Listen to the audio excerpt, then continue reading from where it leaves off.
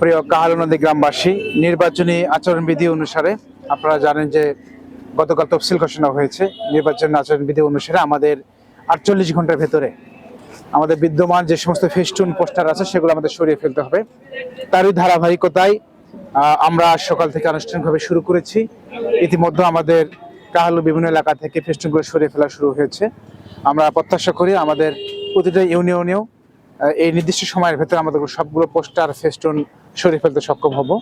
সেই পাশাপাশি অন্যান্য রাজনৈতিক দলের যে পোস্টার ফেস্টুনগুলো আছে, হাজার হাজার পোস্টার ফেস্টুন আছে, আমরা আশা করি তারাও নির্বাচনী আচরণবিধি মেনে এই পোস্টার এবং ফেস্টুনগুলো সরিয়ে ফেলবে।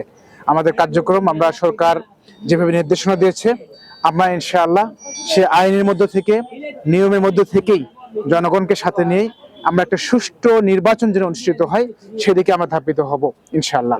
এবং তারই ধারাবাহিকতা আমাদের কার্যক্রম চলছে এবং এগুলো চলবে।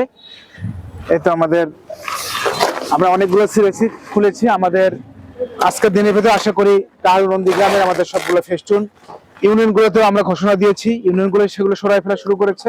আমরা সবগুলো থেকেই নির্বাচনী আচরণবিধির মধ্য থেকে যথাযথ পালন করেই মেনে নিয়েই আমরা এগুলো সরাই ফেলবো ইনশাআল্লাহ। আলোকসজ্জা ইত্যাদি প্রচার সামগ্রী ও নির্বাচনী ক্যাম্প থাকবে, তা সংশ্লিষ্ট প্রার্থী ব্যক্তিগণকে তফসিল ঘোষণার পরবর্তী 48 ঘন্টার মধ্যে নিজ খরচে অথবা নিজ দায়িত্বে জরুরিভাবে অপসারণ করার জন্য অনুরোধ